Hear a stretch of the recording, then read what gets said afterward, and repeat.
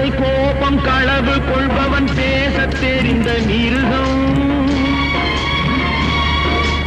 அன்பு நன்றி கருணை கொண்டவன் மனித வடிவில் தெய்வம். இதில் மிருகம் என்பது கள்ள மனம், உயர் தெய்வம் என்பது பிள்ளை மனம்.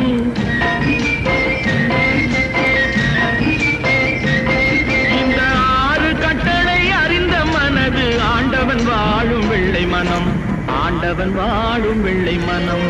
6 மனமே 6, அந்த ஆண்டவன் கட்டளை 6. தேர்ந்து மனிதன் வாழும் வகைக்கு தெய்வத்தின் கட்டளை 6, தெய்வத்தின் கட்டளை 6. 6 மனமே 6, அந்த ஆண்டவன் கட்டளை 6.